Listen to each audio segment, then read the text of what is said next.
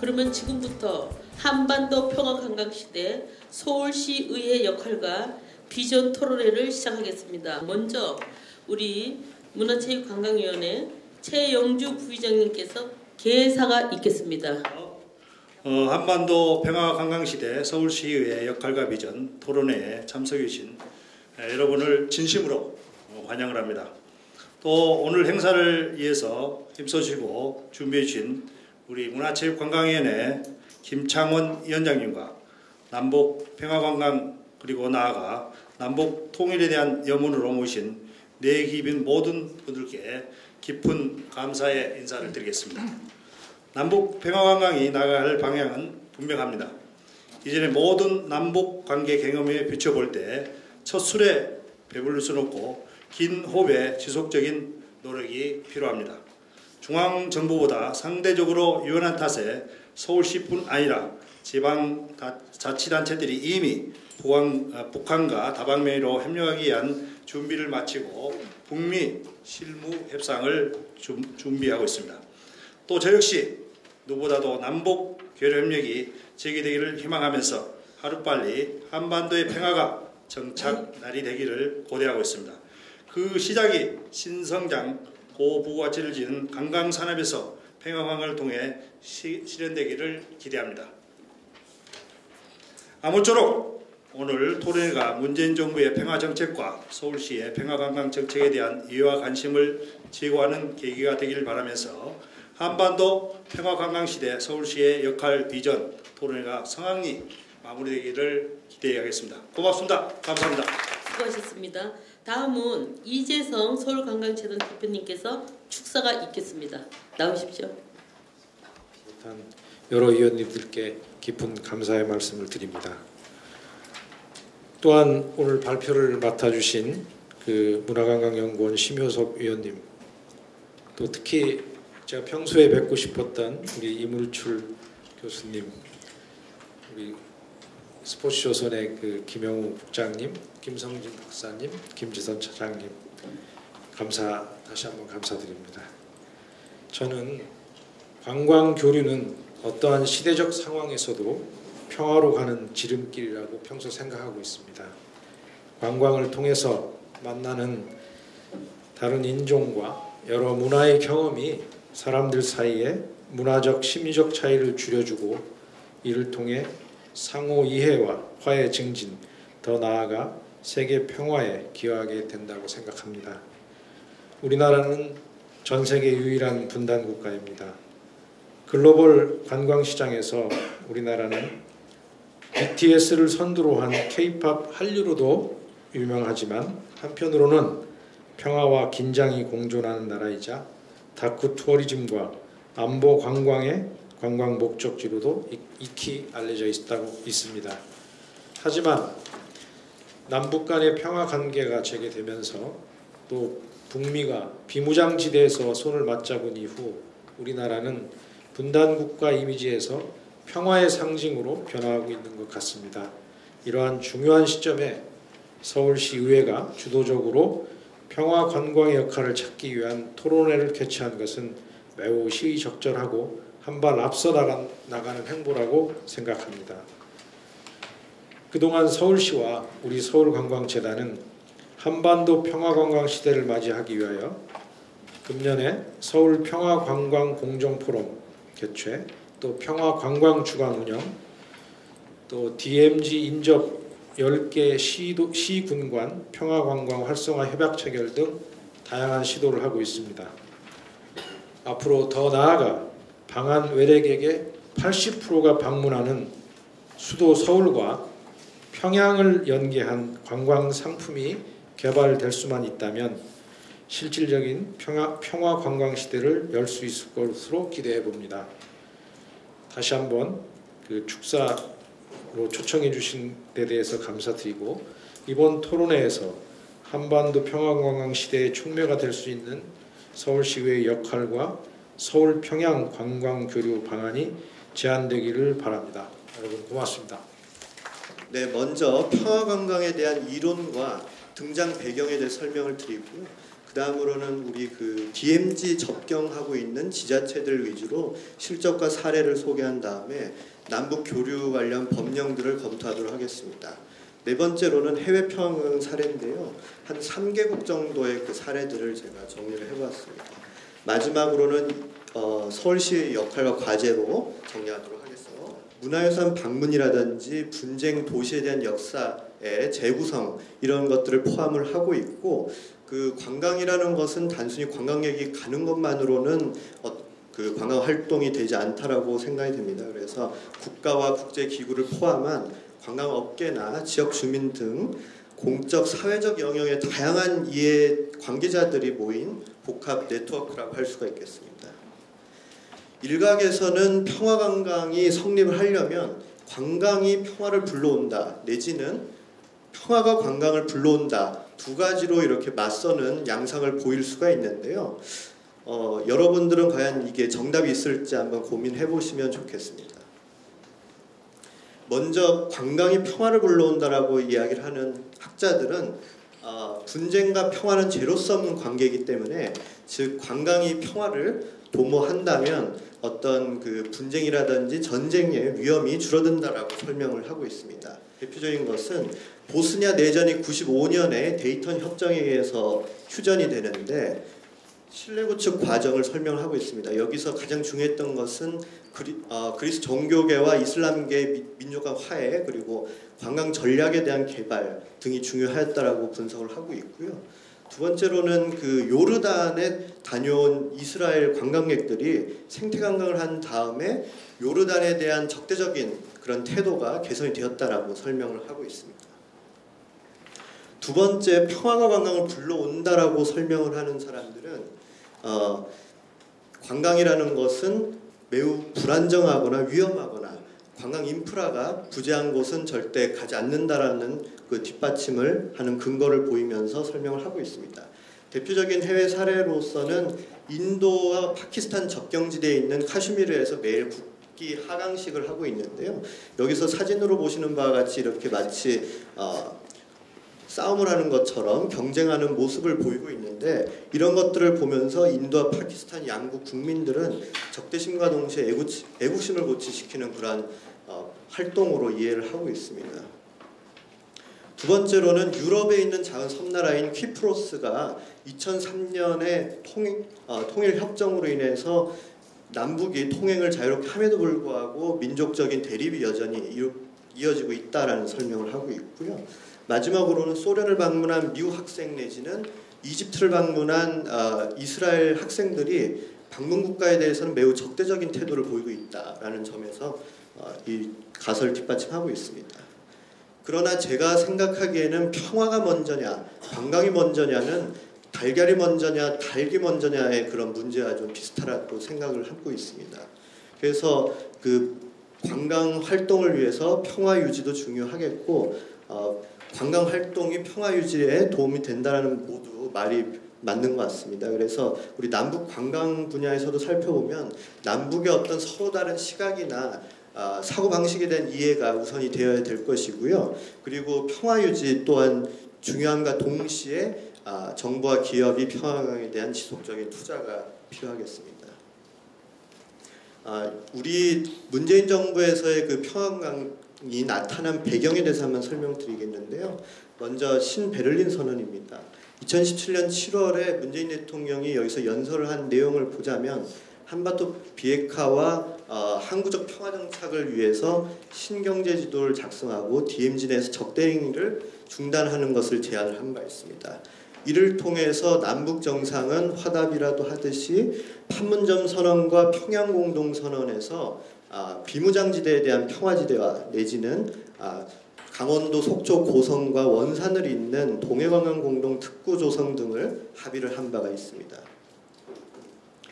이와 관련해서 문재인 대통령은 올해부터 평화경제라는 단어를 많이 사용하시면서 연설을 하고 계시는데요. 대표적으로 3.1절 기념사부터는 신한반도 체제를 구축을 하겠다라고 말씀하시면서 평화경제 시대를 열어가겠다라는 이야기를 하고 있습니다. 그리고 광복절 경축사에서는 좀 더 깊이 있는 내용을 이야기를 하고 있는데 평화경제를 구축함으로써 남북 통일을 준비하겠다라고 이야기를 하고 계십니다. 유엔 총회 올해 9월에서 나온 연설에서는 더 나아가서 비무장지대와 개성을 잇는 지역을 평화협력지구로 만들어 나가고 이를 통한 국제적 평화지대로서 자리매김하겠다라고 말씀하셨습니다. 이외에 최근에 민주평통 출범식이나 지지난주에 있었던 전국체전 개회식에서도 이와 비슷한 연설을 하셨습니다. 김정은 정권에서는 경제건설 노선으로 전환을 하고 있습니다. 그래서 이에 대한 수단으로 관광개발에 박차를 가하고 있는데요. 대표적인 예로 외국인 대상으로 한 금강산 관광이라든지 원산의 해안 관광지구를 개발하는 등을 대표적인 사례로 볼 수가 있겠습니다. 따라서 북한 정권이 관광 사업에 대해서 관심이 높다라는 점과 중국이 최근에도 계속해서 남북중 고속철도를 연결하자고 제안하는 등의 그런 배경들을 보자면 앞으로 한반도 평화관광 활성화나 정착에 큰 긍정적인 역할을 할 것으로 기대를 하고요. 다만 어제 여러분들이 보셨던 바와 같이 평양에서 29년 만에 남북 축구 대결을 했습니다만 안타까운 그런 모습들을 보였잖아요. 그래서 지금 현재는 약간 경색된 국면이 있겠지만 북미 협상이나 어떤 북미 회담이 잘 이루어진다라면 더욱더 탄력을 받을 수 있을 것으로 기대합니다. 지자체에서도 중앙정부와 함께 평화관광을 위해서 열심히 노력을 하고 있습니다. 대표적으로 문체부와 DMZ 접경하고 있는 지자체 그리고 관광공사 간의 협력을 많이 하고 있는데요. 그래서 작년에 이미 추진 협의를 발족을 하면서 문체부와 관광공사가 DMZ의 대표적인 관광 자원이나 음식 등을 소개를 하면서 다양한 프로모션을 진행을 하고 있습니다. 그리고 그 DMZ 주변에 있는 접경지대에서 어떤 그 축제 이벤트를 하는 경우에는 이와 연계한 다양한 프로모션들을 진행을 하고 있고요. 서울시 같은 경우는 올해부터 제가 알기로는 남북 평화관광 관련된 사업들을 추진하고 있는 것을 알고 있습니다. 그래서 올 초에 자문단을 구성하였고요. 그리고 지난 9월 중순이었죠. 이때 평양 공동선언 1주년을 기념해서 평안강 주간을 운영을 한 바가 있습니다. 그날 그 평안강 그 활성화 상생 협력 협약도 체결을 하였는데요.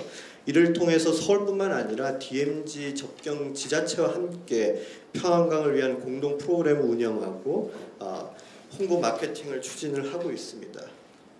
다른 지자체를 한번 살펴보자면 경기도의회 같은 경우는 강원도의회와 인천시의회 간의 협력을 지속적으로 하고 있습니다.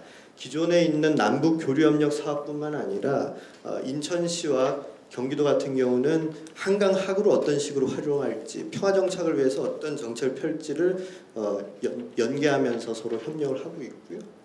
강원도는 당초에 있었던 남북교류협력협의회 외에 문화관광 부문의 협의회를 창설을 하면서 유엔 대북제재가 해제된 이후에 어떤 식으로 평화관광을 유지를 해나갈지 신사업을 어떻게 할지를 모색을 하고 있습니다. 최근 4월 27일에 고성부터 개방한 DMZ 평화의 길을 들 수가 있겠습니다. 이후에 6월에는 철원 코스 그리고 8월에는 파주로 이어지는 총 3가지의 코스가 개방이 되었는데요. 지금 현재는 아프리카 돼지열병 때문에 다소 일시 중단이 된 상태지만 이것이 내국인 관광객뿐만 아니라 외국인에게도 큰 사랑을 받는다면 앞으로 한반도 평화관광을 이어나가고 더욱더 추진하는 데 주요한 원동력이 되지 않을까 싶습니다. 서울시 같은 경우는 지난 14년도부터 진행하고 있는 DMZ 평화열차 이 상품을 대대적으로 함께 홍보를 하고 있다라고 전 들었는데요. 용산역 내지 서울역을 출발을 해서 임진강과 도란산까지 거쳐서 보는 당일 관광 상품을 개발을 하였고 많은 관광객들로부터 사랑을 받고 있습니다. 이것 또한 지금 돼지열병으로 인해서 잠시 중단된 상황이라고 합니다.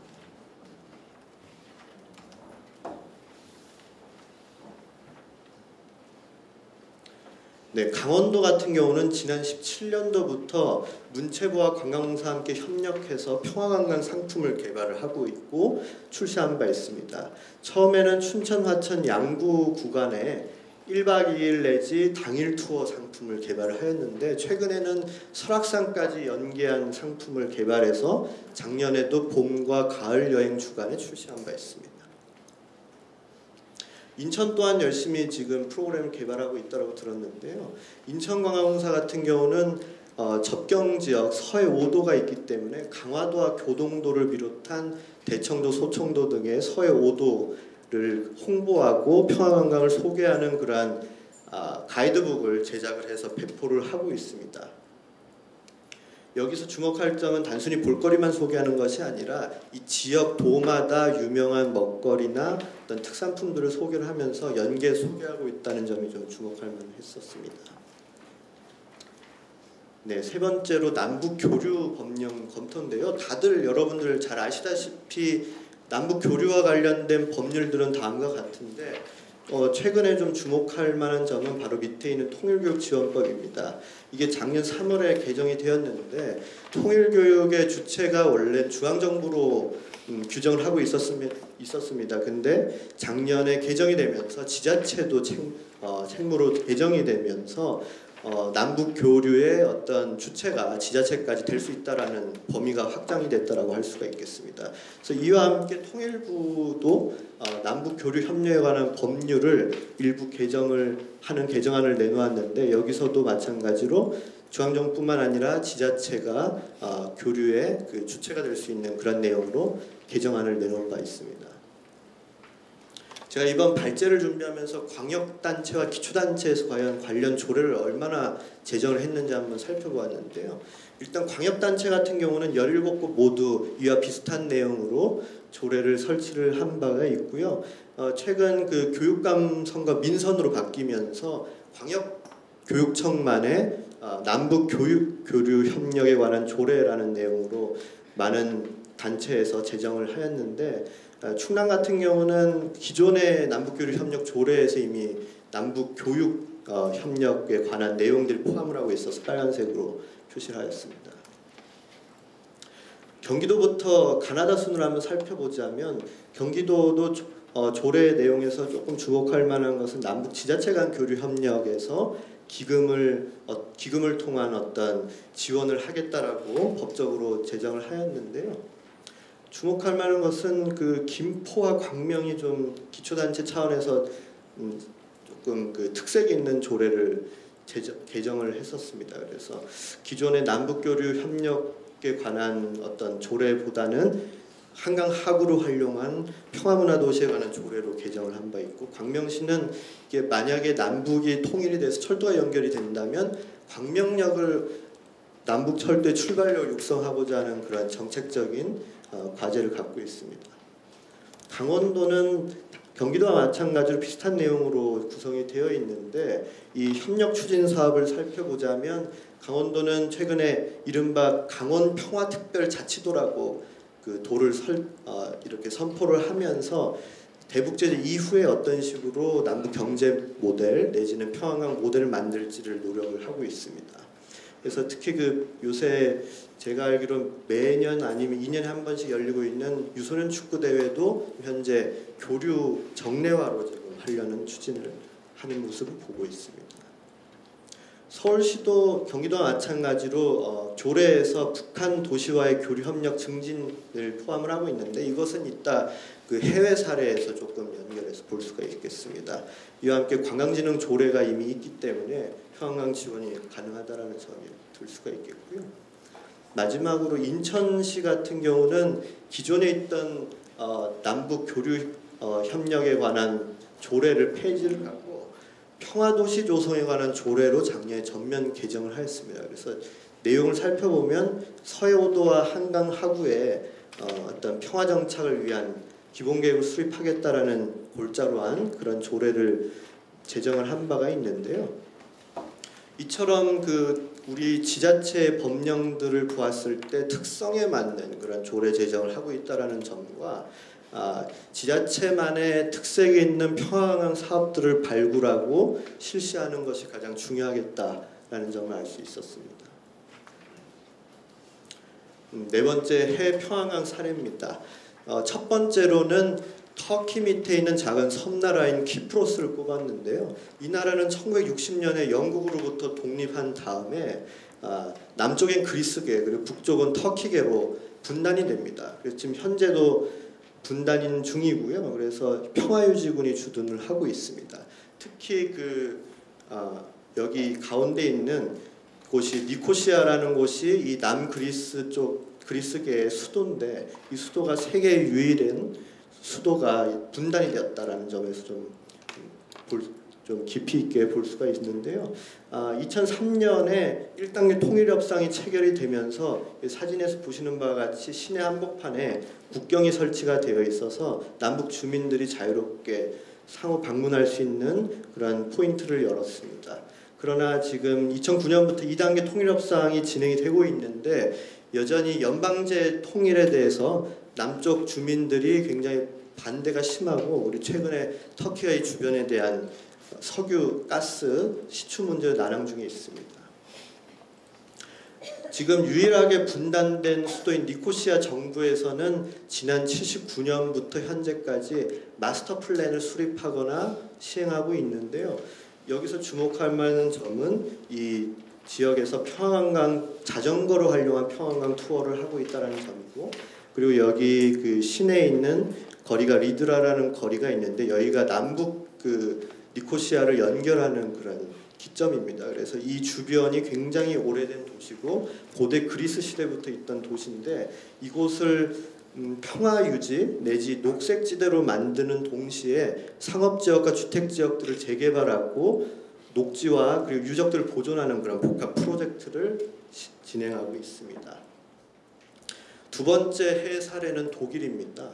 독일은 61년에 베를린 장벽이 세워지면서 자연스럽게 분단이 되었는데요. 이로 인해서 베를린은 기존에 동서 베를린이 함께 쓰고 있던 도시철도와 지하철 그리고 하수처리장이 있었습니다. 근데 단절이 되면서 굉장히 큰 문제로 작용이 되었고요. 그래서 서베를린과 동독 간의 통행협정이 66년에 먼저 체결이 됩니다. 이를 통해서 서베를린은 동독에게 수익 사업을 주는데요. 그래서 도시철도 운영 사업권을 주고 하수처리 운영 사업권을 주면서 수익 모델을 창출하기 위해서 노력을 했었습니다. 이후에 이걸 계기로 해서 동소독 간의 일반 통행협정이 72년에 체결이 되면서 동소독 간의 주민들이 자유롭게 왕래할 수 있는 기회가 생깁니다. 이로 인해서 89년 통일 때까지 약 200만 명에서 100만 명에서 200만 명 정도가 매년 여행을 하였다고 하고요. 여기서 중요한 점은 동서 통행협정에서 구제조항을 삽입을 하였다라는 점인데 이 구제조항 삽입이 어떤 내용을 담고 있냐면 동서독 간의 어떤 국가 정체성을 논란이 휩싸일 수가 있는데 이를 회피하는 내용을 담고 있습니다. 그래서 예를 들자면 이런 서명을 할 때 대한민국의 대통령 아무개 내지는 조선민주주의인민공화국의 아무개 이렇게 하는 것이 아니라 동독 부의장 지시에 따라 아무개 서명한다 내지는 베를린 시장의 명령에 따라 서명한다 이런 식으로 다소 자기네 체제를 인정하지 않으면서 동시에 암묵적으로 인정을 하는 겁니다. 그래서 서로의 자극을 하지 않는 방법으로 협정을 체결하였다는 점이 인상적이었고 그래서 이 협정을 기반으로 해서 그 이후에 있는 동서독 간 협정에서도 이 기본 원칙으로 구제조항 삽입이 작용을 하였습니다. 아까 제가 경기도와 서울시가 조례에서 남북 지자체 간의 교류를 포함하는 그런 내용을 담고 있다고 했는데 동서독이 통일되기 전 3년 동안 62개 도시 간의 자매 결연을 했습니다.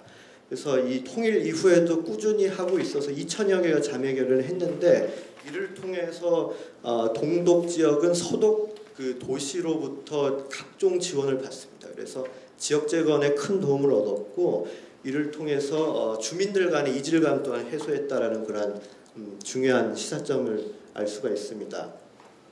다만 어떤 그 학자들은 서독은 이 주된 목적은 동독의 자유화를 하기 위한 목적으로 했다라고 이야기를 하고 있고 동독 같은 경우는 중앙 통제 집권이었기 때문에 도시 간 자매 결연에서 주된 사업을 많이 하지 못했습니다. 다만 이를 통해서 국제사회로부터 인정을 받고 특히 공산국가인 동독이 여성 인권과 세계적 인권에 크게 관심을 갖고 있다라고 이런 것을 대대적으로 홍보하는 그런 내용을 목적으로서 이렇게 실시했다라는 전문가들의 의견도 있습니다. 베를린은 그 2차 대전의 상흔까지 고스란히 담고 있는데요. 그래서 비렐름 교회 같은 경우는 여기가 그 첨탑에 지붕이 무너져 있죠. 그래서 이게 2차 대전 때 파괴된 모습인데 이것을 그대로 보존하면서 전쟁의 그 문제점 등을 역설을 하고 있고요. 그리고 이와 함께 독일 국회의사당도 프로이센 제국 시대에 만들어진 건물의 복원을 그 현대적인 양식으로 복원을 하면서 미래지향적인 독일의 그런 모습들을 보여주고 있습니다. 그리고 2천여 개의 어떤 검은색 석비를 공동묘지처럼 이렇게 제작을 하면서 베를린 시내 한복판에서 유대인들을 추모하는 그러한 일들을 하고 있습니다. 독일에서의 마지막 사례는 라이프치히 박람회인데요. 이게 400년 전부터 라이프치히는 유럽 최대의 국제 도서전을 개최를 하였다고 합니다. 그래서 주목할 만한 점은 여기 그 동서독 간의 문화교류의 장이었다고 하는데 이곳에서는 서독 문학 작품을 쉽게 접근이 가능했다고 합니다. 그래서 지금도 많은 관람객들이 방문하고 있고요. 미넨 근처에는 지금 다하우 강제 수용소라는 것이 있는데 아우슈비츠 다음으로 큰 수용소였습니다. 대표적인 다크투어리즘이자 평화관광 사례로 꼽을 수가 있겠고요. 마지막 사례지 해외관광 사례지는 발트길입니다. 여기는 89년 8월 23일에 에스토니아부터 라트비아를 거쳐서 리투아니아까지 일반 국민들이 200만 명의 시민들이 나와서 손에 손을 잡고 이렇게 인간띠를 만든 것을 다들 아실 겁니다. 그래서 평화적 시위로서 진행을 하였는데 이것이 유네스코 세계 기록유산으로 등재되었습니다. 이것을 그냥 단순히 기념하고 예전에 그랬지라는 정도로 끝나는 것이 아니라 2011년부터는 이 발트 3국이 유럽연합 전체의 어떤 국제 자전거 대회로 발전을 시키면서 매년 한 25개 팀이 참가를 4일 동안 하게 된다라고 합니다. 이를 통해서 어떤 그 민주주의의 의미를 되새기는 동시에 발트 3국이라는 곳이 평화와 자유의 상징이다라는 이미지를 제고를 시키고 있습니다. 네, 그럼 마지막으로 서울시의 역할과 과제에 대해서 한번 살펴보도록 하겠습니다. 첫 번째로는 그 서울과 평양 시민을 대상으로 해서 제한적인 통행을 하자라는 내용인데 현실적으로는 지금 약간 난항을 겪을 것으로 생각이 듭니다만 동서 베를린처럼 어떤 통행 협정을 서울과 평양 간에 먼저 체결을 해서 경의선이나 어떤 서해 직항로를 이용한 방법으로 다른 주민들을 좀 접촉을 최소화하는 방법을 활용하자는 건데요. 예를 들어서 우리 서울에 있는 학생들이 청소년학생들이 평양에 학교에 가서 이렇게 수학여행을 하는 방법 내지는 평양에도 고위급 관료였던 은퇴했던 공무원이라든지 어떤 공화국 영웅칭호를 받았던 이런 좀 수준이 높은 사람들 위주로 일단 제한적으로 서울 방문을 허용하자는 그런 내용입니다. 두 번째는 문화체육 교류인데요. 이미 그 우리 한 70년 전부터 경평 축구대전을 했다라고 저는 알고 있는데요. 이것을 좀 더 발전시켜서 정체적 규모로 한 2년 단위 아니면 4년 단위로 좀 체육대전을 추진하는 것이 어떨까라는 생각을 합니다. 왜냐하면 2032년에 서울 평양 공동올림픽을 개최를 하려면 미리 테스트 이벤트를 많이 하는 것이 중요하기 때문이죠. 이와 함께 아까 동서베를린 간의 어떤 수익 모델 창출을 얘기를 했었는데 이와 약간 비슷한 사례로 유벤투스의 한강성 선수가 최근에 영입이 되었듯이 FC 서울의 유능한 북한 선수를 영입을 한다면 K리그 발전뿐만 아니라 어떤 남북 체육 교류에도 큰 발전을 할 것으로 기대하고 있습니다. 쓰레기 재활용이나 교통 정책 등을 이렇게 협력해서 가르치고 서로 또 이런 수익 사업을 만드는 방법도 한번 추진해 볼 수가 있겠고요. 네 번째 아이디어 차원이긴 합니다만 이미 시의회가 작년에 남북 교류 협력 관련 특위를 종료했다고 하는데 만약에 기회가 될 수 있다면 문화체육 관광 분야 특별위원회 설치를 해서 관련 사업들을 논의를 할 수 있을 뿐만 아니라 서울시 내에도 남북 문화체육 관광 협의회를 설치를 해서 단순히 이것이 어떤 자문회의만 하는 것 끝나는 것이 아니라 연락소 기능도 가능하다는 겁니다. 그래서 나중에 공동올림픽 유치를 하게 된다면 서울 사무소 역할까지 수행하면 좋지 않을까라는 생각을 하고요. 우리가 분기별로 정교회를 하지 않습니까? 그래서 지역에서 나오고 있는 그 남북 교류 그리고 평화관광에 관련된 주제를 만들어서 그 지역 자문위원들, 그 저 같은 지역 자문위원들이 어떤 식으로 아이디어를 갖고 있는지 한번 청취를 해보고 그리고 서울시에도 각종 평화관광 사업에 지역 우리 자문위원들을 참여시키는 방안도 한번 검토해볼 수 있겠습니다. 마지막으로는 그 서울연구원 내에도 남북교류협력 연구실을 설치를 하도록 지원을 해서 경남연구원도 최근에 센터를 설치를 했거든요. 그래서 이런 식으로 지원을 한다면 그 의원 여러분들이 이렇게 그 사업을 발굴하기가 쉽지는 않습니다. 그래서 이런 그 싱크탱크 서울시의 싱크탱크를 활용해서 어떤 사업 발굴이나 정책 자문 등을 한번 추진하는 것이 어떨까라는 생각을 해봤습니다. 네, 그래서 앞으로 서울시의 여러분들의 역할과 그리고 관심과 지원이 커지기를 기대를 해보면서 이상 발표를 마치도록 하겠습니다. 경청해 주셔서 감사합니다. 서울관광재단 이재성 대표 축사 감사드리고요. 또 많은 재단 대표분들이 오셨습니다. 그리고 또 우리 상임위 의원님들이 많이 참석해 주셔서 다시 한번 감사의 말씀드리고 바쁘신 와중에도 이렇게 많은 분들이 와주셔서 위원장으로서 다시 한번 감사의 말씀을 드리겠습니다. 오늘 토론회는요 개인적으로도 약간 친분이 있는 분이긴 했지만 지금의 상황에서 서울시가 또 움직이기엔 좀 부담스럽고 또 뭐 여러 유엔 제재가 있는 상황에서는 의회에서 이런 역할을 좀 해주셔야 되지 않냐라는 이런 제안이 있었고요.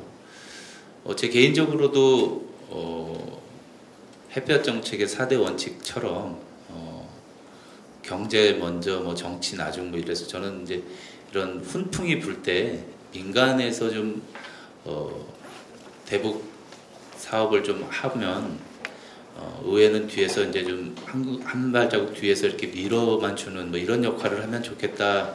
대외적으로도 그렇게 공공연하게 얘기를 했었는데 지금의 상황이 이제 여러 유엔 제재가 막 있는 상황이고 또 미국과 한국이 이제 뭐 이런 군사 훈련 이런 걸 하면서 북한도 굉장히 이 강공을 하고 있는 이런 상황으로서는 여러 가지 교류가 굉장히 어려운 상황입니다. 평화관광 시대라는 이런 토론회에 걸맞게 북한 담당자들이 오늘 이 토론자로 한 명 못 하겠지 뭐 이렇게 돼야 실질적인 사업적으로도 굉장히 진솔된 어떤 대화나 아이디어가 나올 수 있는데 그럼에도 불구하고 오늘 이런 토론회를 하는 의미는 시의회 같은 데에서 이런 의회에서 이런 데 대해서 관심 갖고 또 이런 어려운 상황에서도 우리가 이런 노력을 할 필요가 있고 또 선도적으로 먼저 외치고 주장할 필요도 있다라는 그런 말씀을 주셨고 저도 공감했습니다. 그래서 그런 의도로 오늘 이런 토론회가 마련됐다는 걸 다시 한번 말씀드리고요. 하여튼 뭐 다른 데 연락 안 했어요. 그냥 조용히 이런 기록물로 좀 남기고 앞으로라도 또 2차, 3차 이런 어떤 토론 내지는 물밑 접촉이라고 그럴까요? 이런 것들을 통해서 실질적으로 사업을 만들어내고 그럴 계획인데요. 그러기 위해서 너무 막 떠들썩하니 뭐 그냥 보여주기식은 좀 그런 것 같아서 연락도 안 했는데 여기 계신 분들은 다 여기에 관심이 있어서 오신 걸로 저는 느끼면서 토론을 시작하겠습니다.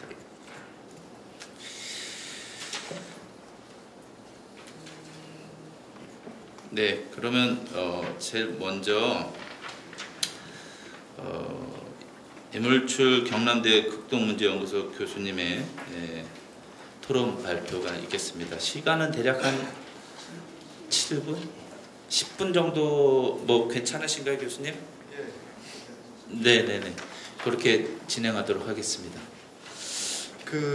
우리 발제자께서 그 발표하신 내용들을 쭉 제가 들으면서 정말 고생 많이 하셨고 이 평화 관광을 깊이 있게 연구를 하고 계신 분이구나 하는 느낌을 받았고요. 이게 이 발제문 관련해서 제가 막 반박할 만한 내용들이 거의 없는 것 같습니다. 아주 잘 정리해 주신 것 같습니다. 그분과 관련해서는 우리 발제자가 또 이 평화관광의 중요성에 대해서 잘 설명해 주셨지만 사실은 이 관광은 출발점입니다. 남북관계의 출발점이라고 생각을 하고요.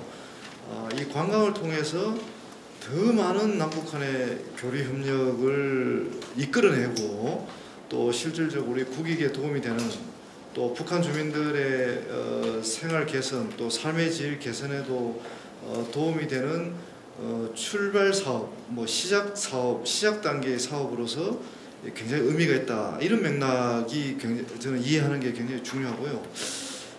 특히 이제 이 관광은 북한 지도자 김정은 국무위원장이죠. 이 김정은 위원장이 가장 관심을 갖는 사업이기도 합니다. 그거는 이제 이 관광은 여러분 잘 아시겠지만 이 돈이 그러니까 결국은 이제 산업 발전을 산업을 발전시켜야 되는데 이 산업을 발전시키기 위해서는 충분한 국가 재정이 필요한 거고 또 국가 재정이 없으면 외국 자본이라도 유치를 해야 되는데 그 국제사회 제재 때문에 북한이 지금 재정도 충분하지 않고 또 외국 자본도 유치하기가 어려운 그런 환경이 있다 보니까 이 관광이 초기에 산업자본 또는 경제개발 자금을 유치하는데 도움이 된다.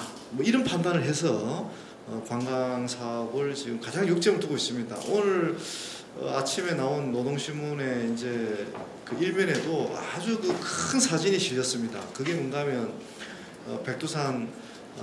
백두산을 이렇게 백두산에 인접해 있는 삼지연이라는 곳이 있는데 그 삼지연에 대규모 지금 관광 리조트를 만들어 놓고 있습니다. 그래서 내년 4월 달에 개장을 준비하고 있습니다. 지금 사진을 볼 때는 굉장히 그럴듯합니다. 상당히 이렇게 관광지로서의 면모를 갖추고 있습니다. 그리고 평양, 사실 평양도 어떻게 보면 그 김정은 위원장은 평양 전체를 하나의 관광단지처럼 개발하고 있다. 이렇게 보셔도 됩니다. 그만큼 김정은 위원장은 이 북한 전체를 어떻게 관광 자원화해서 관광 상품으로 만들어서 이 해외 관광객을 유치하느냐 그게 이제 사활을 걸고 있다고 봐도 됩니다. 이제 이게 상당히 중요한 의미가 있는 게 관광은 사실은 개방 정책의 핵심이거든요. 경제 특구라든지 경제 개발구를 만드는 것도 중요하지만 관광은 개방 정책의 그 핵심 정책입니다. 그러니까 북한은 나름대로 계속 개방 정책을 지금 취하고 있는 겁니다. 그리고 그 제 발제문 토론문에는 쓰지 않았지만 지금 유경 호텔이라고 있습니다. 평양에. 그게 이제 103층이죠. 기네스북에도 올라가 있죠. 그래서 이제 아시아에서 제일 높은 제일 객실 수가 많은 호텔입니다. 그 호텔이 이제 정비가 거의 끝났습니다. 그래서 아마 제가 예상할 때는 내년에는 이 호텔을 열지 않을까.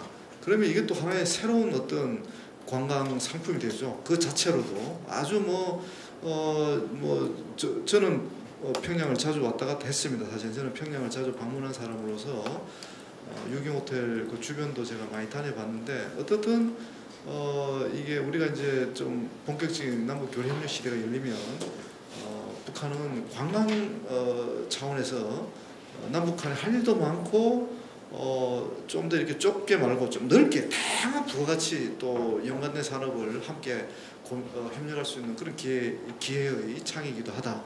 뭐 그런 말씀을 하나 꼭 드리고 싶고, 사실 우리 기업들한테는 관광 인프라, 특히 이제 호텔을 건설하기 위해서 좀 투자를 해달라 그런 요청도 지금 계속 하고 있습니다. 우리 기업들 지금도 하고 있는데, 우리 정부도 잘 알고 있고 그렇지만 지금 이제 비핵화라는 큰 핵 문제라는 큰 걸림돌 때문에 지금 이게 우리가 지금 관광 분야에서 뭔가 물꼬를 못 트고 있는 아주 안타까운 그런 상황입니다. 그런 맥락에서 어쨌든 서울시 의회가 뭐 제가 이제 의회가 이제 어떤 역할을 더 좀 하실 수 있을지는 저도 이제 좀 더 같이 이제 고민을 해봐야 되겠지만, 어쨌든 서울시하고 잘 협력을 해서 이게 이 평화관광을 이끌어가는 게 굉장히 중요하다 이 말씀을 드리고요.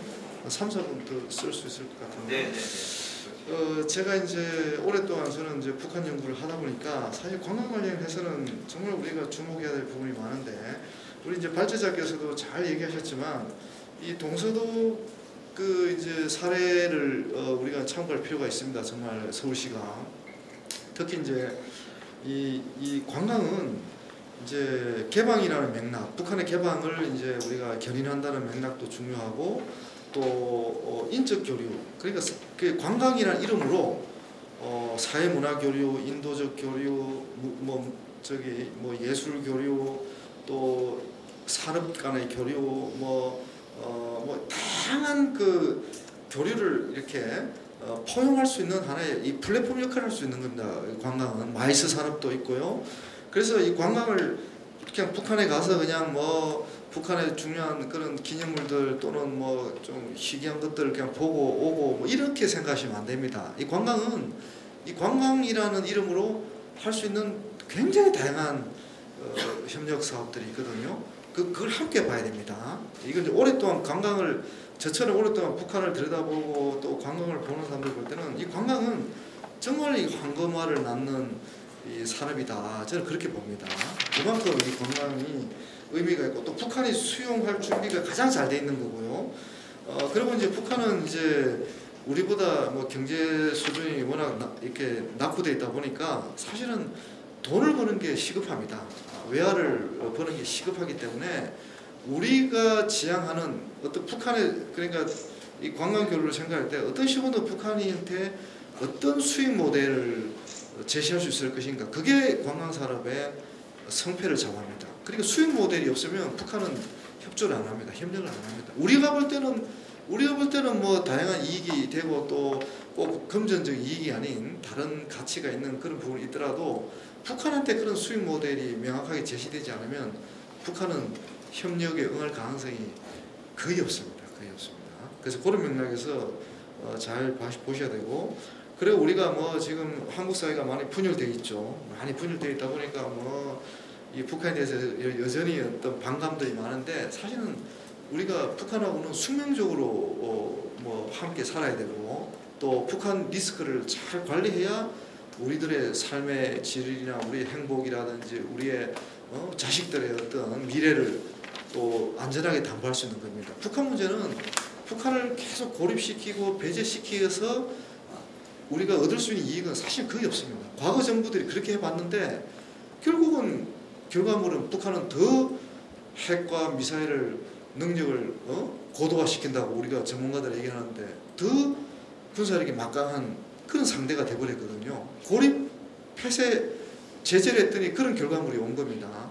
그래서 우리는 북한을 안보 위협에 대해서 우리가 아주 강력하게 대응도 하면서도 이 관광이라는 소프트웨어적인 접근을 잘 해서 북한을 내부를 변화시키는 게 굉장히 중요합니다.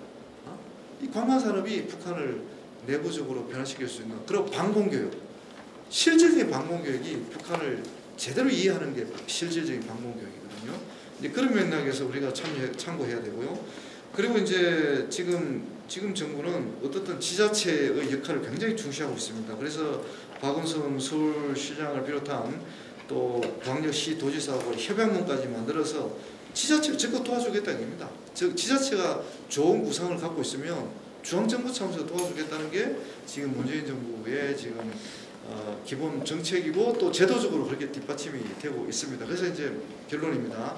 하여튼 의회 차원에서 역할은 우리 그 발제자가 너무 제가 볼 때는 뭐 거의 망라적으로 잘 제시를 해줬습니다. 그래서 제가 뭐 더 이상 추가할 것도 없고 제 토론문에 약간 좀 차별화된 사업이 있는데 제가 마지막으로 드리고 싶은 말씀은 이게 이제 우선순위 서울시 의회가 볼 때 어떤 관광 교류협력 사업이 지금 여러 가지 맥락에서 종합적으로 가장 적절한지 또 실행 가능한지 그런 걸 이렇게 우선순위를 조금 이렇게 매겨 주셔갖고 선택하고 집중하는 게 굉장히 필요합니다. 그러니까 이걸 어떻게 이제 로드맵이라 그러죠. 이렇게 나열식으로 하는 게 아니라 뭐 1단계, 2단계, 3단계에서 제재 완화가 조금 초기 단계에 제재 완화가 되었을 때 좀 더 큰 폭으로 제재 완화가 되었을 때 또 제재 완화가 되기 이전 단계 이렇게 나눠서 관광 서울시가 추진할 수 있는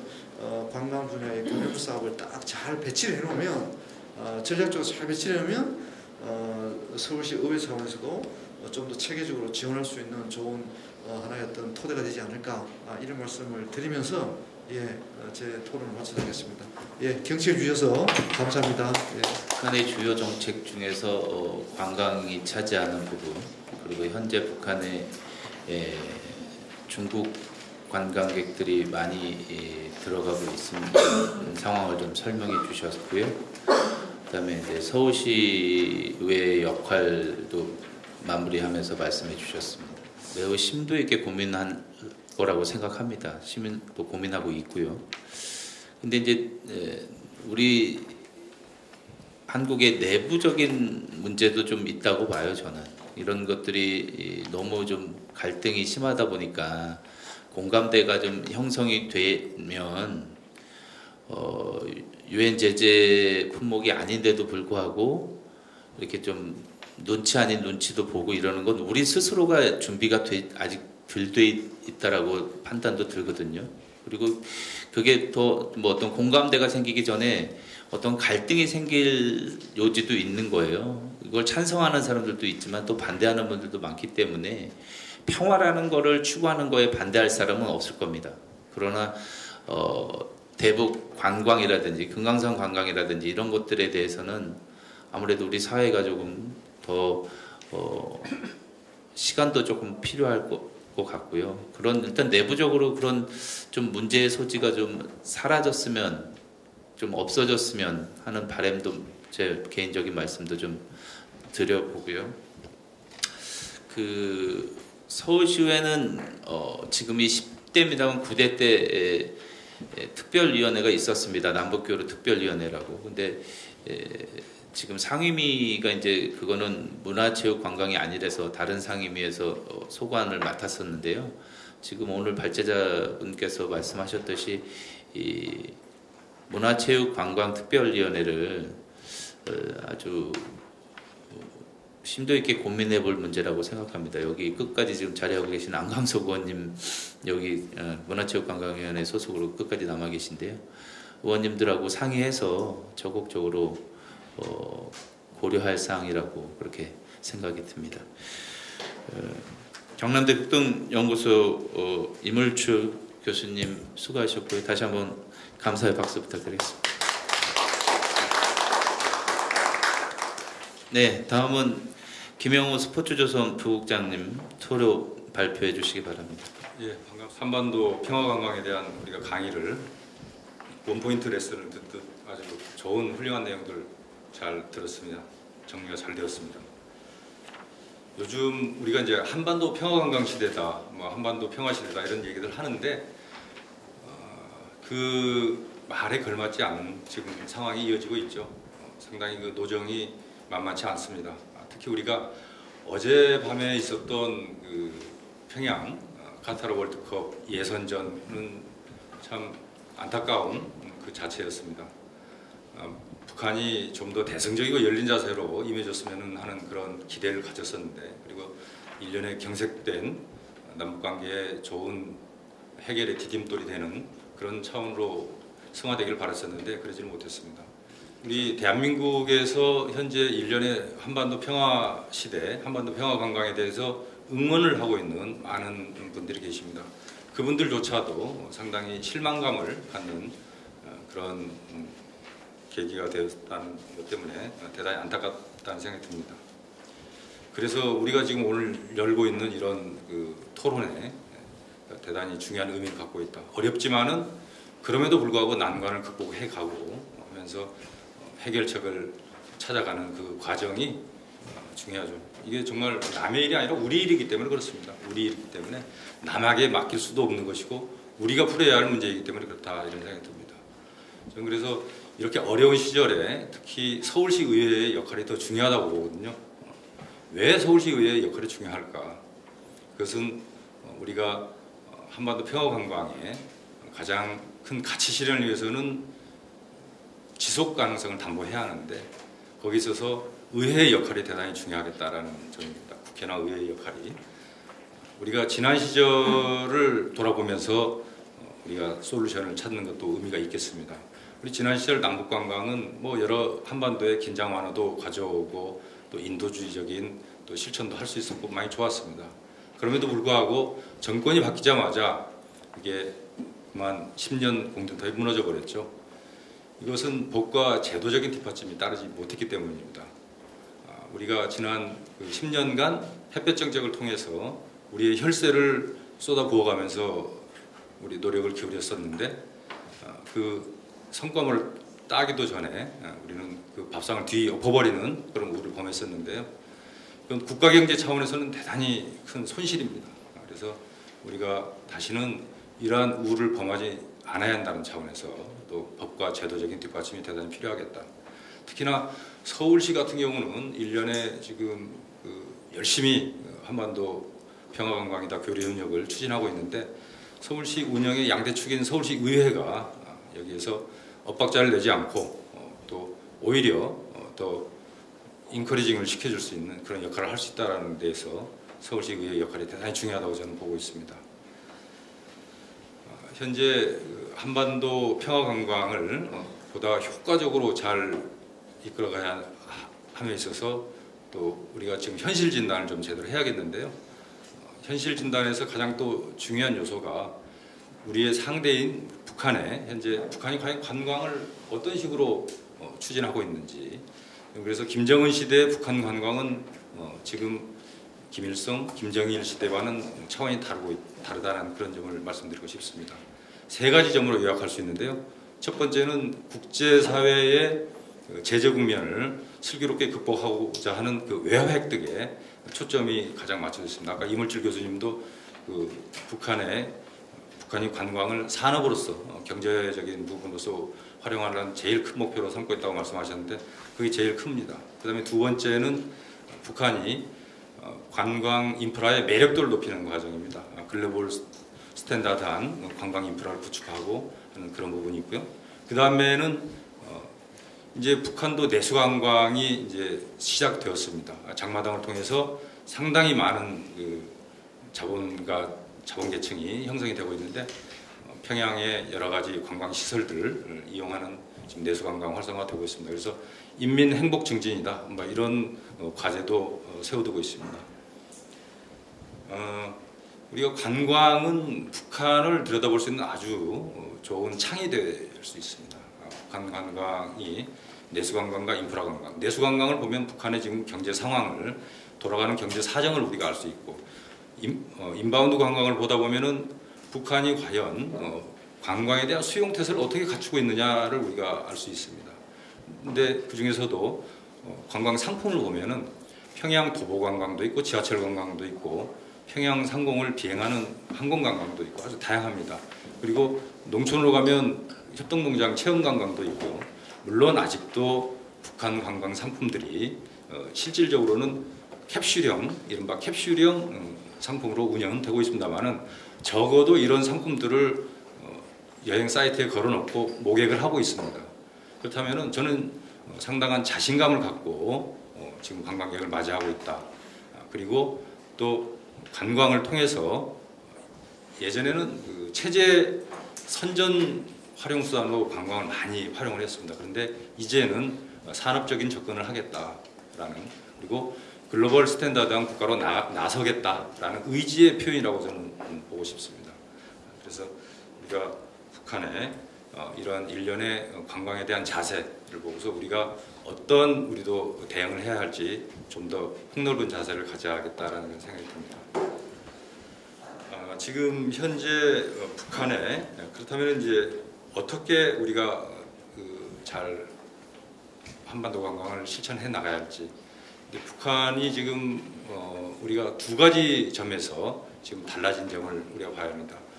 북한의 지금 관광에는 우리가 가장 큰 경쟁자로 부상한 중국이 있습니다. G2 국가로 부상한 중국이 있습니다. 사실 예전에는 우리 남북 관광이 우리의 단독 플레이나 마찬가지였습니다. 그런데 이제는 아까 이물철 교수님도 말씀하셨지만은 중국 관광객들이 지금 인바운드 관광객의 90%를 차지하고 있습니다. 그래서 지금 약간 숫자들은 차이가 있습니다. 아까 임 교수님이 말씀하신 숫자와 또 제가 또 알아본 숫자와는 조금 차이가 있습니다만은 이미 올해 120만 명을 목표로 하고 있다라는 그런 얘기가 있을 정도입니다. 북경에서 평양을 들어가는 국제 관광 열차 같은 경우는 이미 한 달 이상이 매진이 돼 있을 정도로 인기라고 합니다. 이런 부분들을 생각할 때 유경 호텔이 뭐 내년에 오픈을 한다면은 인프라에 대해 상당히 해소가 되는 그런 상황이 될 것 같습니다.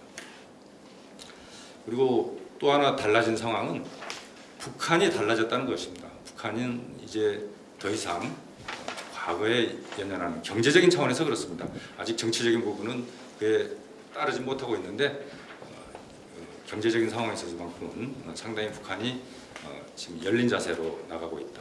그래서 스케일이나 지향점 모두가 글로벌 스탠다드한 경제를 지향하고 있다는 점, 계획 대방을 지향하고 있다는 점을 우리가 볼 수 있겠습니다. 김정은 위원장은 적어도 자신이 예전에 자기 할아버지나 아버지가 가졌던 리더십, 그건 이미 더 이상 통하지 않는다는 걸 너무 잘 알고 있습니다. 그래서 글로벌 경제 시장에서 경제적인 성과를 보여줌으로써 이를 통한 공고한 리더십을 갖고자 하는 게 김정은 위원장의 꿈이라고 저는 생각이 됩니다. 그런 만큼 앞으로 북한과의 어떤 경제 협력, 관광 협력 이런 부분은 충분히 열린 그런 상황이라고 저는 보고 있습니다.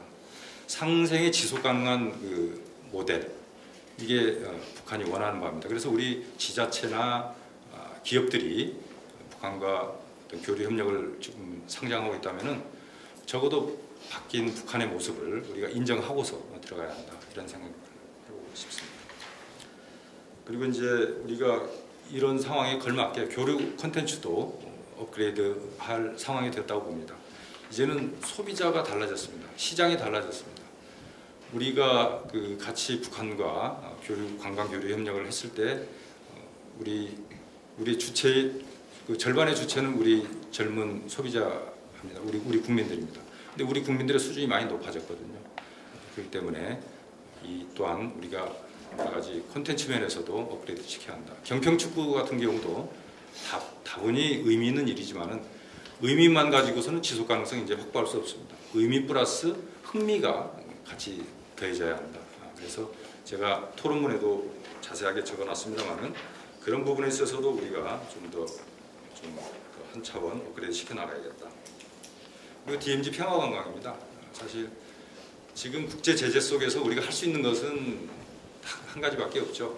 지금 DMZ 평화관광을 접경지에서 이루고 있는데, 근데 콘텐츠가 안타깝게도 여러 가지 제한적인 요소 때문에 걷기 행사 내지는 여러 가지 음악회담 이런 정도에 머무르고 있는데요. 글로벌 관광 콘텐츠라는 의미에서 글로벌 시장에서 경쟁을 한다는 그 관광 상품 차원에서 본다면은 그다지 매력이 없을 수도 있습니다. 우리는 큰 의미를 둘 수 있지만은 엄밀히 놓고 봐서 관광 상품이라는 차원에서 보면은 큰 매력성이 떨어질 수도 있습니다. 물론 이 남북 관광이라는 그 특수한 상황에서 이걸 매력성으로만 따져야겠느냐라고 얘기할 수도 있겠지만은 적어도 종합적인 그 성과물을 내기 위해서는 우리가 그 매력적인 부분에 있어서도 큰 고민을 해야겠다. 그렇다면은 정말 팻말만 이름표만 바꾼 안보관광이 평화관광으로만 바뀌어서는 안 됩니다. 안보관광 해설하던 분들이 평화관광 해설사로 나선다고 해서 그 해설이 바뀌느냐? 저는 절대 그렇다고 보지는 않거든요. 그래서 정말 환골탈태한 모습으로 평화관광에 접근을 해야만 되겠다라는 그런 말씀드리고 싶습니다. 네, 부국장님 정리 부탁드리겠습니다. 네. 뭐 작은 대안 제시를 하자 보면은 저는 그 쌍방향 관광이 이루어져야겠다라는 것들. 그래서 북한 사람들이 북한의 젊은이들이 우리 사회를 좀 더 구조적으로 잘 이해할 수 있는 그런 기회들을 제공해야겠다라는 것. 그리고 재원 확보를 위해서 남북 관광진흥기금 같은 게 좀 필요할 것 같다. 그리고 활성화 전담 기구를 마련해야겠다. 국가적인 차원에서. 그리고 스포츠 관광 활성화를 통해서 2032년에 우리가 정말 남북 교류에 새로운 전기를 마련하는 그런 모멘텀으로 삼아야겠다. 그리고 저는 그렇습니다. 지금 많이 지금 어려운 상황이고 여러 가지 북미 관계도 지금 여러 가지 업앤다운을 하고 있습니다만은 그렇다고 비관할 상황은 아니라고 봅니다. 그래서 김정은, 트럼프 두 사람 모두 정치적인 운명 공동체이기 때문에 연말 내년 초를 지나면서는 작은 어떤 성과물이라도 내려고 애를 쓸 것 같습니다. 그런 과정에서 금강산 관광 이상으로 더 빠를 수 있는 게 개성 관광일 수도 있겠다라는 생각이 들고요. 그거를 우리가 좋은 우리 한반도 관광에 변곡점으로 활용할 수 있다면은 우리가 새로운 또 한반도 평화 관광을 실현시켜 나갈 수 있을 것 같습니다. 우리의 일이기 때문에 남남 갈등 같은 것도 보다 좀 전략적인 사고 속에서 우리가 대응을 해야 하고 그런 과정 속에서 정말 우리는 큰 결실을 맺을 수 있을 거라고 생각합니다. 고맙습니다. 김영호 부국장님 수고하셨습니다. 마지막에 대안까지 말씀해 주셨고요. 북한 관광 현재 상황이나 북한의 어떤 역할 이런 거 말씀하셨는데 저도 첨언을 좀 하자면 얼마 전에 문정인 대북 특보인가요? 그분께서 말씀하시던데 내년은 미국의 대선이 있잖아요. 그 앞두고는 트럼프 정부에서도 굉장히 노력은 할 거라는 예상은 하는데 이게 이제 너무 갭이 크잖아요. 미국에서 생각하는 방식하고 북한이 생각하는 방식이. 그래서 극단적인 선택을 할 수도 있다. 미국의 국민들을 특징을 보면 어떤 나라에 어려움이 생기면 여야를 막론하고 하나로 이렇게 밀어주고 대통령을 밀어주고 뭉치는 그런 것을 이용할 수도 있지 않겠느냐 그런 우려를 하더라고요. 저도 듣고 굉장히 동감했고요.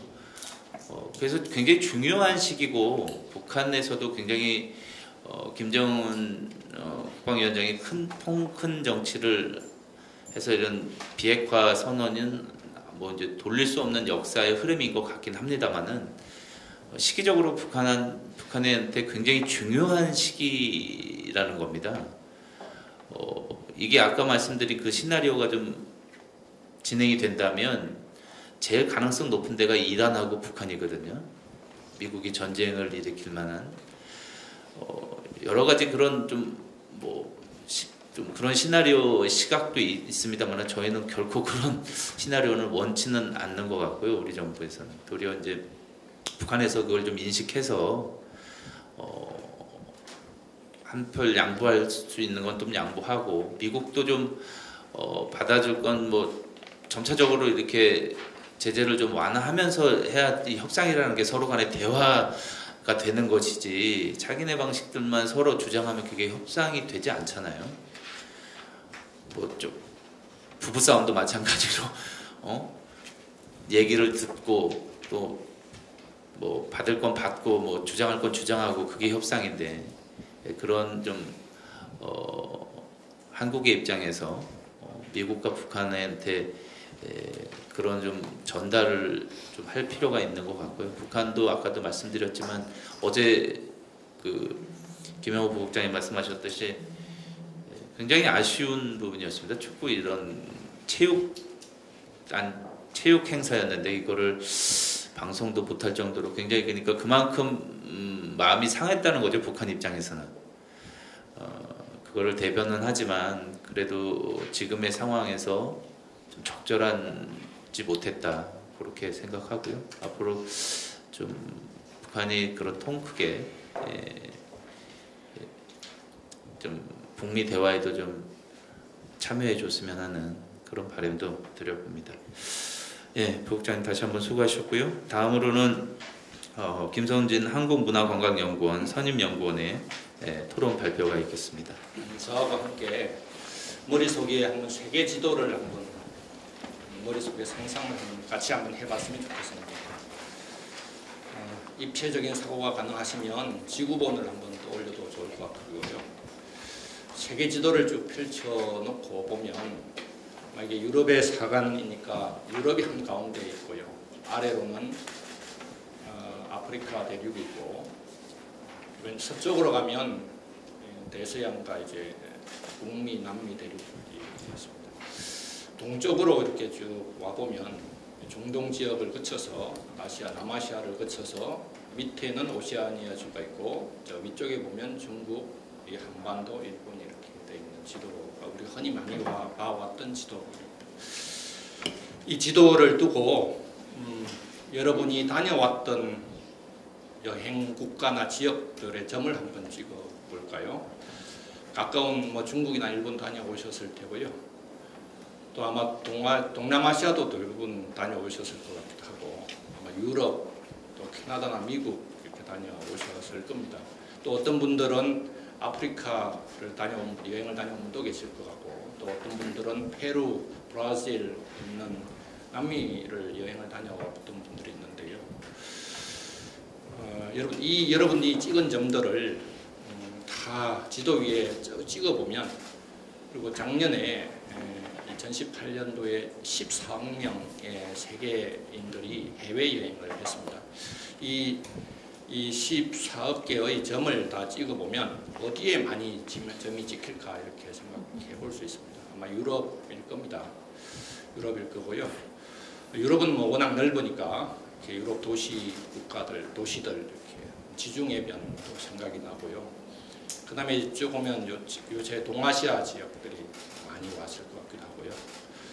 또 캐리브의 해안 있는 국가들도 많이 왔을 것 같고 또 이제 미국의 뉴욕이나 캐나다, 몬트리올 지역도 많이 이렇게 점이 찍힐 것 같기도 하고요. 여행을 다녀온 곳 말고 앞으로 다시 여행을 하고 싶은 곳들도 점을 한번 저하고 한번 찍어볼까요? 저도 기회가 된다면 여행을 다니고 싶은 곳이 있습니다. 많은 사람들이 아마 저는 남극, 북극일 것 같기도 하고요. 그렇습니다. 이것도 전 세계인들한테 이걸 물어보면 그리고 이 세계 지도에서 우리 한반도가 있는 곳은 동쪽 끝에 가장 위쪽에 되어 있습니다. Far East 지역입니다. 이곳이 여행을 하고 싶은 지역이 될까? 아마 많은 분들이 저도 예전부터 Far East, 극동 지역의 여행을 세계인들이 어떻게 기대할까 이런 생각을 좀 해봤습니다. 아마 되면 이곳이 남북을 한반도를 자유롭게 여행할 수 있는 시대가 되면 일본과 한반도와 북한, 중국, 러시아를 연계하는 이 지역이 아마 배후 시장의 규모의 측면에서 또 접근성의 측면에서 자원의 매력의 측면에서 보면 대단히 핫한 관광지가 될 수 있을 것이다라고 생각해 볼 수가 있겠습니다. 이 대북 제재가 완화되지 않을 때까지 또 되고 나면 이 한반도의 남과 북의 여행이 국제 여행이 또 어떤 방식으로 앞으로 발전하게 될 것인지 저하고 함께 또 상상을 한번 여러분 해봤으면 좋겠습니다. 대북 제재가 완화되기 전까지는 어떻게 될까요? 아마 이렇게 우리나라의 접경 지역들 지금 앞서 우리 발표해 주신 분이 그림에도 나왔습니다만 평화열차라든지 임진각 또는 평화의 누리길들 이렇게 걷는 여행들 이런 게 그렇게 할 수밖에 없을 것 같고요. 평화관광이라는 이름으로. 아마 내년에 정부에서 판문점에 군사분계선 북쪽까지도 FIT 자유롭게 소규모의 여행이 가능하게끔 이렇게 준비하고 있다고 하니 아마 판문점에 군사분계선을 이렇게 넘어서 가볼 수 있을지는 모르겠습니다.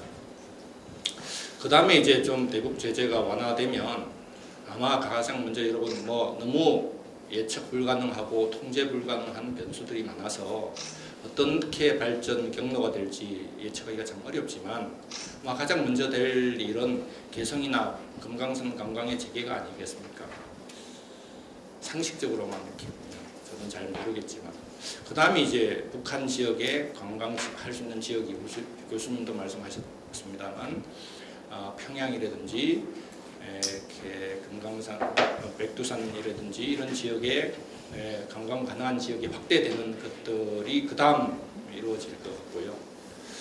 그 다음에 좀 더 이렇게 관계가 개선되고 여건이 좋아지면 아마 우리나라를 온 외국인들이나 또 북한을 방문한 중국인 관광객들이 서로 연계된 관광, 평양을 방문하고 서울을 오고 또 서울을 온 외국인 관광객들이 또는 제외 동포들이 서울을 왔다가 평양을 여행하고 다시 북경을 가던 이런 여행들이 가능해지지 않을까 싶은 생각이 들고요. 마지막으로 가능한 단계는 그야말로 우리가 평화관광이라고 할 수 있는 교차 관광들이 북한 주민들도 남한을 여행하고 남한에서도 북한을 자유롭게 여행할 수 있는 것들이 아마 마지막 단계가 되지 않을까 상식적으로 이런 생각들을 이렇게 해봅니다. 이런 발전 경로를 그려갈 것 같은데요. 서울이나 서울시 의회가 어떤 역할을 할 수 있을까 이런 주문을 받고요. 여러 자료들도 좀 보기도 하고 혼자서 이렇게 상상도 좀 해보기도 하고 기존의 자료들도 좀 보기도 하고요. 이런 게 있습니다. 저는 사실은 이런 한반도 평화관광을 시작할 때 아까 발전 경로를 그어갈 때 아마 대북 제재가 완화된 다음에 가장 우리 사회의 걸림돌은 뭘까라고 보면 우리 김창원 위원장님 좀 앞서 지적했습니다만 저는 남남 갈등이 아닐까라는 생각을 해봅니다. 그래서 참 사회적 공감대를 형성해 가는 일이 정말 중요할 것 같고 그것에서 이렇게 우리 위원님들이 역할을 이렇게 보이지 않게 이렇게 해야 되는 책무가 가장 중요한 책무가 아닐까 이런 생각을 했고요. 두 번째는 이렇게 서울에 오는 방문객들이 우리 이사장님, 대표님 말씀하셨습니다. 한국을 방문한 관광객의 80%가 서울을 옵니다. 그리고 아마 이렇게 서울의 평화관광이 서울 시내에서는 어떻게 될까 해봅니까? 자료 보면 이렇게 영산 전쟁기념관 일부 또 동작의 현충원 이렇게 나옵니다. 그러면 이 냉전이나 분단의 시대에 서울 시내에 헤리티지가 유산이 없을까? 어떻게 지금 조사되고 있을까? 어떻게 존재하고 있을까? 이런 생각을 좀 해봤습니다. 이렇게 600년 조선왕조 시대의 유산들, 그 다음에 일제 식민지 시대에 우리가 가지고 있던 헤리티지들, 그 다음에 이 전쟁 이후에 분단 시대를 겪으면서 이 서울 시내에 남겨져 있는 유산들은 지금 어떻게 조사는 되어 있을까? 앞으로 어떻게 또 그걸 보존도 하고 또 활용도 하고 이렇게 할 수 있을까 생각을 했고요. 혹시 할 수 있다면 그것에 대한 조사가 먼저 좀 될 필요가 있다는 생각이 됐고 일부 그곳에서 지금도 이용 가능하다면 어디에 홈페이지 서울시 비직 서울넷이라는 서울관광 홈페이지라도 이렇게 외국인 관광객들이 또 서울을 방문한 관광객들이 그곳을 좀 찾아볼 수 있게끔 만드는 일이 단기적으로 해야 될 일이 아닐까라는 생각을 했고요. 또 좀 더 나아가면 이렇게 서울에서 한국관광공사에서는 홈페이지에 들어가 보면 이런 프로그램들, 이런 코스들이 많이 짜져 있고 할 겁니다만 서울관광재단 서울관광 홈페이지에서도 서울에 온 외국인들이 이렇게 1시간은 너무 짧습니다. 당일 권 내에 접경지역 가볼 수 있는 곳들, 교통편들 또는 뭐 한나절 이렇게 강원도 저 보성까지 하루 동안 갔다 올 수 있는 이런 프로그램들, 이런 코스들도 안내가 되고 홍보가 되면 이 서울을 방문한 지금 많은 외국인 관광객들이 이런 곳들, 그러면서 이 서울이 가지고 있는 이렇게 분단된 국가의 수도라는 이 또 평화의 관광 목적지 이미지를 지금부터라도 우리 외국인 관광객들 내리에 머릿속에 이미지로 구체화시켜 갈 수 있지 않을까 이런 생각을 해봤습니다. 이상으로 제 토론을 마치겠습니다. 시작하는가 싶더니 마말 끝나버리셨네요. 시간이 짧게 느껴지는 토론 발제였고요. 그 사회자가 뭐 사전에 먼저 말씀 못 드렸는데 일단 네 분 토론을 다 하고요. 그 다음에 뭐 질문은 전체적으로 받겠습니다. 다 토론이 끝나고 나서요. 그래서 좀 궁금한 거 있으면 메모해 하셨다가 나중에 질의응답을 진행하는 걸로 하겠습니다. 감사의 박수 부탁드리겠습니다. 너무 축 처지죠. 좀 이렇게 박수도 좀 치고 그럴 필요가 있는 것 같아요. 뭐 처음에 자 머리를 하시죠 그러길래 난 기지개 하고 하시는 줄 알았더니 좋은 점을 찍을 수 있는 발제를 해주셔서 감사합니다. 다음은 마지막으로요. 김지선 한국관광공사 한반도관광센터 차장님인 김지선 차장님의 토론 발표가 있겠습니다. 그 발제자 토론자분들 너무 큰 틀에서 정리를 잘 해주셔가지고 제가 오히려 말씀드릴 것이 아주 적어질 정도로 너무 다 정리가 잘 된 것 같습니다. 오늘 그 토론의 이름이 한반도 평화관광시대 서울시의회 역할과 비전인데요. 한반도 평화관광시대 저는 되게 금방 올 거라고 한 작년 정도에 제가 딱 이 부서에 발령받았을 때는 한반도 평화관광시대 정말 빨리 오겠다 이렇게 생각을 하고 그 예전에 뭐 금강산 관광도 같이 이제 현대아산이랑 같이 했던 그 부서로서 저는 굉장히 기대를 많이 했고 저는 물론 이제 DMZ 관광 담당이긴 한데 많이 기대를 했지만 참 올 듯 그 한반도 관광 시대가 더디 오는 것 같습니다. 어쨌든 저희 공사 한반도 관광센터에서는 이제 DMZ 관광, 그러니까 남한에서 할 수 있는 DMZ 관광 중심으로 저희 열심히 준비를 하고 있습니다. 저희가 그 실행을 하기에는 참 쉽지 않은 부분이 많은 것 같습니다. 그러니까 제가 다 큰 틀에서 정리를 잘 해주셨지만 저는 여기서 이제 유일한 제가 실무 담당자라고 생각을 해서 그냥 제가 담당하고 있는 사업이나 이런 것들 간단하게 좀 말씀드릴 기회가 될 것 같습니다. 그래서 굉장히 이런 DMZ 관광이라는 핫한 그 사업을 제가 담당을 하고 있는데 DMZ 평화관광이란 무엇일까? 뭐 앞에서 이제 평화관광 의미도 잘 정리를 해주셨고, 그래서 근데 아직까지 이제 우리 김영우 국장님 말씀해주셨듯이 저희는 이제 DMZ 안보관광 말고 이제 평화관광이라고 부르자, 평화관광으로 패러다임을 전환하자 이렇게 얘기를 하면서 사업을 추진하고 있지만 아직까지 DMZ 관광이라고 하면은 뭐 땅굴, 전망대, 뭐 철책, 뭐 이런 안보 관광으로 이제 많이 머무르고 있는 것 같아요. 근데 여기에 이제 저희가 이제 문체부와 저희 공사가 말하는 평화 관광이란 뭐 단순히 안보 자원이 아니라 역사, 뭐 생태, 문화예술 뭐 이런 다양한 관광 자원화를 통해서 패러다임을 전환하자 이런 그 방침으로 해서 저희가 사업을 추진하고 있습니다. 그래서 저희가 추진하고 있는 사업은 그 DMZ 평화관광 기반을 조성하고 아까 그 발제자님께서 다 말씀 잘 해주셨지만 접경 지자체들과 저희 공사 문체부가 이제 주재해서 그 DMZ 평화관광 추진협의회를 조직을 했고요. 저희 이제 운영하고 있고 그다음에 이런 토론 소규모 세미나라던가 아니면은 평화관광 정책 포럼이라고 해가지고 포럼 행사도 이제 기반 조성 사업으로 추진을 하고 있고요. 그다음에 그 콘텐츠 개발을 위해서는 이제 DMZ 평화관광이란 무엇인가 이제 가이드라인을 저희가 개발을 해서 그 접경 지역 지자체 대상으로 평화관광이란 이런 겁니다. 지금 뭐 관광 자원에 뭐 이런 너무 안보에 치중되고 너무 적대감을 조성하는 그런 콘텐츠를 좀 평화관광으로 전환해가지고 좀 안내 체계도 바꿔주시고 해주십시오 하는 그 사업을 진행하고 있고, 그것을 이제 또 이제 관광객들한테 최접점에서 접하는 그 문화관광 해설사님께 이런 평화관광 내용으로 이제 해설을 해주십시오 하는 교육을 실시하고 있습니다.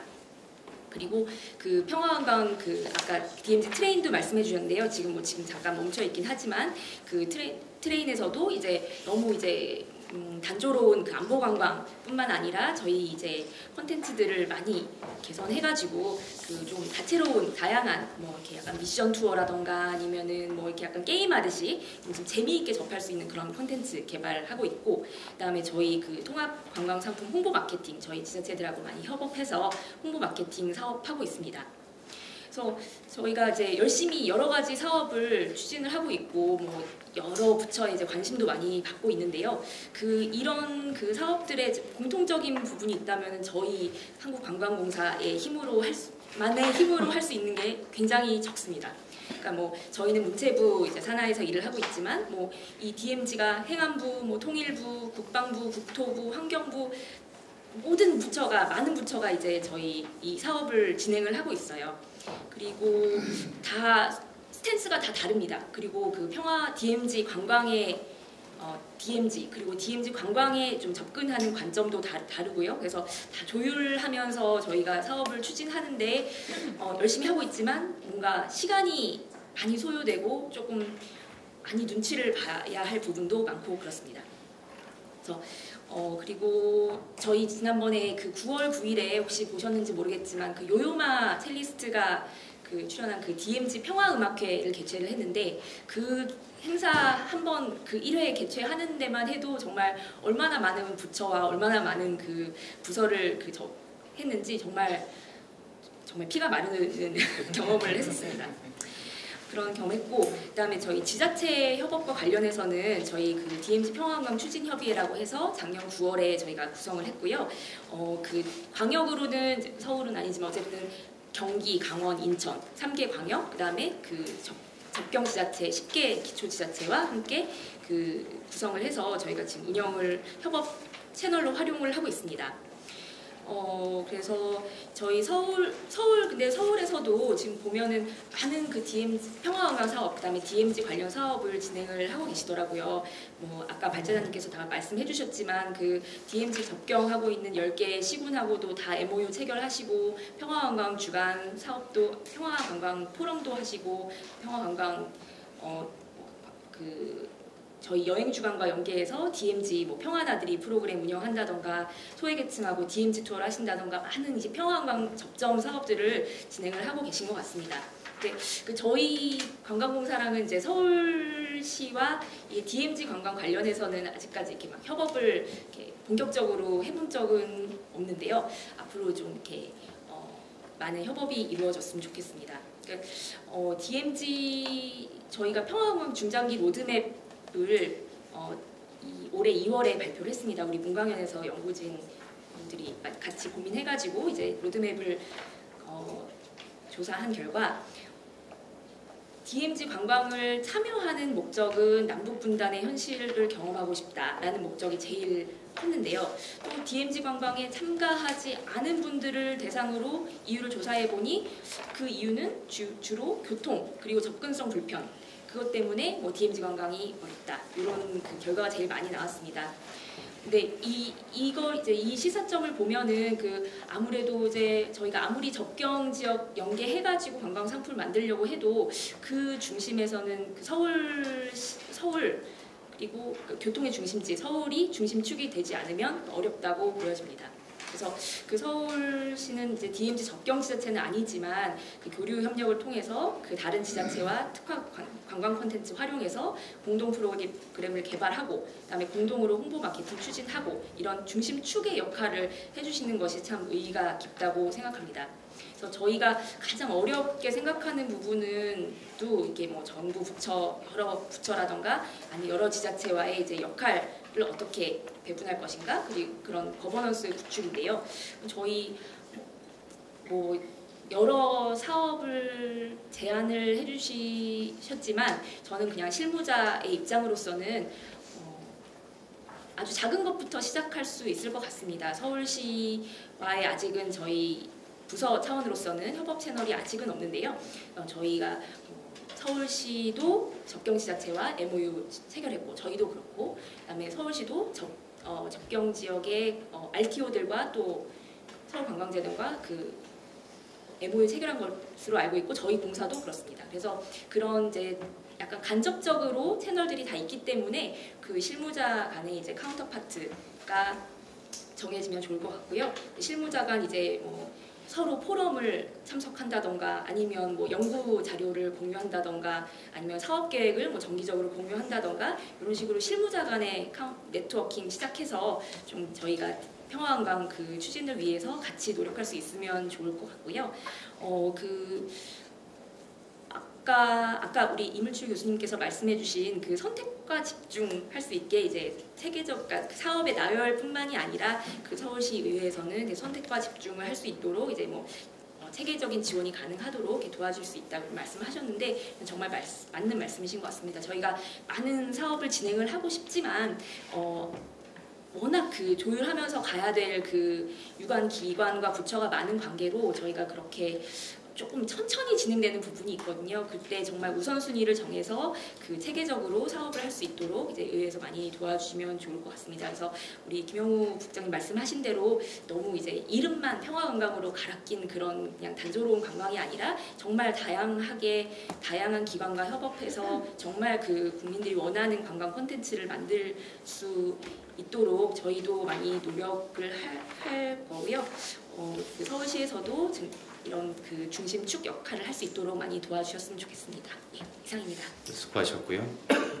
현장에서 평화관광 관련된 진행 사항과 계획까지도 자세하게 설명해 주셨습니다. 감사드립니다. 다음 순서는 주제 발표 및 토론 내용에 대한 질의답변 시간을 갖도록 하겠습니다. 마이크를 받으신 분은요, 본인 소개와 질문하실 패널을 지명하신 다음에 간략하게 질문해 주시기 바라겠습니다. 질의응답 답변 시간을 진행하겠습니다. 저는 지금 같은 이런 남북 관계가 경색이 돼 있을 때 이걸 좀 해결할 수 있는 방법은 외국인 관광객들의 어떤 평화관광 체험 쪽에 무게를 좀 두는 게 하나의 돌파구가 되지 않을까라는 생각을 좀 하고 있습니다. 구체적으로 좀 말씀을 드리면 예를 들어서 북경 상해 같은 경우 중국 국적의 항공사가 인천과 평양을 취항을 하고 있습니다. 이런 것들을 좀 활용을 해서 예를 들어서 북경에서 서울에서 숙박을 하고요. 육로로 제해세를 건너갑니다. 그리고 북한으로 넘어가서 평양에서 북경으로 아웃하는 또는 거꾸로 시켜서도 괜찮습니다. 이런 어떤 관광 상품을 통해서 사실은 잠재 수요가 충분한 이런 중국 관광객들을 평화관광의 어떤 무드를 조성한 좀 이용할 수 있는 부분이 충분하지 않을까라는 생각을 좀 갖고 있고요. 이런 제 생각에 대해서 추진하는 데 있어서 추진 방향이라든가 또는 어떤 걸림돌 이런 것에 대해서 혹시 말씀해 주실 분이 계시면 말씀 좀 부탁드리겠습니다. 굉장히 좋은 아이디어라고 저는 생각합니다. 생각하고 사실 이제 중앙정부 차원에서도 이런 이제 어떻게 보면 다자간 평화관광 사업이라고 이제 저희들은 생각하는데 이런 구상들을 하고 있거든요. 하고 있는데 이게 이제 지금 당장에 이제 국제 제재 문제는 제가 언급하지 않더라도 사실 이제 지금 이게 이제 미국과의 협력, 유엔사의 협력이 저는 굉장히 중요한 걸림돌일 수도 있고 또 관건이라고 저는 봅니다. 이 JSA를 통과 안 하면 사실 우리하고 중국하고만 이렇게 해서라도 될 텐데 이게 JSA는 정말 민감한 부분인 것 같아요. 결국 이거는 이제 미국과의 협의 또 미국의 동의 이게 이제 굉장히 중요한 전제가 되기 때문에 이제 그 부분이 이제 제가 볼 때는 가장 큰 걸림돌인데 그렇지만은 북한이 비핵화 협상과 관련해서 미국을 어느 정도 만족시킬 수 있다면 이 프로그램은 저는 굉장히 초기 단계에 가동할 필요가 있다고 저는 봅니다. 그 외에 뭐 저는 걸림돌은 거의 없다고. 이거 왜냐하면 북한도 자기들이 확보할 수 있는 그런 그 외화 그 수입 규모가 대충 나타나는 거잖아요, 그죠? 예, 저는 상당히 좋은 아이디어고 계속 좀 팔로우 하시면 좋을 것 같습니다. 좋은 아이디어 많이 내주시면 감사하겠습니다. 선임연구원, 예, 보텔 얘기가 없으시다니까요. 다음 질문으로 넘어가겠습니다. 그 중에 저기 저 문화체육관광위원회 관광사업과장인 이은영 과장님 참석하셨네요. 예, 일어나서 예 인사해 주시면 감사하겠습니다. 오늘 잘 참석한 것 같습니다. 저희 그 관광 체육국에서는 지금 올해부터 평화관광에 관한 무슨 자문 TF도 운영하고 있고 또 많은 전문가들의 의견을 많이 듣고 있습니다. 그래서 실질적으로 어떤 사업을 추진해야 이런 단초가 될 수 있나 그런 지금 논의를 많이 하고 있는데요. 저는 이거 들으면서 또 우리 김지선 우리 패널님도 말씀을 하시는 데 있어서 우리 남한만의 평화 관광을 지금 이야기를 할 수밖에 없는 이 상황이 좀 안타깝다 그런 생각이 듭니다. 그래서 저희는 지금 그 서울시 의회를 중심으로 평화 관광에 대한 기초를 좀 닦고자 하고 있는데 지금 북한에서는 이걸 어떻게 생각하고 있는지 제가 들으면서 좀 궁금했습니다. 그래서 여기 이물철 교수님도 계시고 한데 혹시라도 뭐 북한도 많이 다녀오셨다고 하는데 북한이 지금 그 외화나 무슨 중국 그 관광객 유치를 위해서 상당히 노력을 하고 있다고 하는데 이 평화 관광에 대해서 이 워딩이라도 좀 관심을 갖고 있는지 그 부분에 대해서 좀 관심이 궁금했고요. 그 다음에 저희는 우리 그 KTO도 있고 STO 있고 우리 저희 또 서울시가 있는데 또는 관광 문체부도 있겠지만 북한의 관광을 주도하는 그런 조직은 어떻게 돼 있는지도 좀 궁금합니다. 아시면 좀 말씀해 주세요. 사실 이제 그 북한은 관광에는 우리 남쪽의 관광에 대한 관심이 굉장히 큽니다. 이미 이제 금강산 관광, 개성 관광, 백두산 관광 관심도 표시했고 사실 지난해 남북 정상회담 할 때 백두산 관광까지 합의했거든요 지금. 근데 이제 지금 이행이 안 되고 있는 그런 상황인데 북한이 지금 생각하고 있는 거는 단순히 중국 관광객만 유치하는 게 아니에요. 왜냐하면 지금 북한은 중국에 너무 과도하게 의존하고 있는 것에 대한 좀 정권 차원의 여러 가지 생각을 좀 복잡한 생각을 하고 있습니다. 중국에 대한 무역 의존도가 95%죠. 또 관광 의존도가 아까 우리 김영호 국장님 얘기하셨지만 거의 90% 넘죠. 이거는 굉장히 이게 독립국가로서는 주권국가로서는 문제가 많거든요. 그래서 남쪽하고 어떤 식으로든 관광 사업부터 이제 시작을 해서 좀 이렇게 균형을 맞추려고 하는 게 사실은 김정은의 전략입니다. 그게. 근데 이제 남북 관계가 잘 안 되니까 자기가 원하는 대로 안 되고 있는데 근데 이제 지금 북한은 서울시를 굉장히 주목하고 있죠. 왜냐하면 이제 박원순 시장님이 워낙 적극적인 그런 의지를 또 갖고 계시고 또 그동안 또 여러 가지 물 밑에서 또 여러 가지 제안들도 많이 주고 받았기 때문에 사실 북한은 서울시하고의 교류에 관심이 많은 게 사실입니다. 제가 파악하기로. 그리고 이 관광은 앞서 얘기 드렸지만 자기들이 지금 그러니까 교류협력의 초기 단계, 개방의 초기 단계에서 어떤 식으로든 자기들이 좀 많이 활용을 해서 서로 윈윈을 하는 그런 방식으로 하고 싶다는 생각이 굉장히 강하고 그리고 이제 DMZ 평화관광 얘기가 이제 계속 나왔는데 사실 이제 북한은 아직 DMZ에 대해서는 조금 조심스럽습니다. 솔직히 말씀드리면 오히려 평양 서울 관광은 관심이 있는데 DMZ 부분은 이제 워낙 군사적으로 이제 또 이게 민감한 지역이기도 하고 또 JSA가 또 관할하고 있고 이렇게 복잡하다 보니 국제 정치적으로 복잡하다 보니까 우리는 지금 남대로 우리가 먼저 할 수 있는 사업이니까 관심을 가지고 하고 있는데 북한은 이 DMZ 관광 사업에 대해서는 아직 사실 좀 더 이렇게 긍정적인 인식 평가라 그럴까 이건 아직 안 하고 있습니다.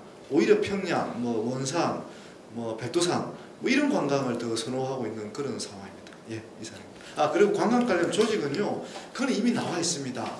사실 이제 북한은 요즘 흥미로운 현상이 뭔가면 우리가 말하는 마이스 산업 있잖아요, 그죠? 또 북한은 관광하고 전시, 박람회 이런 걸 자꾸 연계시켜서 국제회의, 뭐 스포츠 이런 걸 연계시켜 갖고 상품을 개발하는 지금 움직임을 보여주고 있거든요. 그러니까 오히려 이거는 이제 앞으로 관광은 마이스 산업이라는 관점에서 접근하는 게 북한의 협력을 이끌어내는데 훨씬 도움이 됩니다. 이 관련된 정부 조직 부서가 지금 많이 나와 있습니다.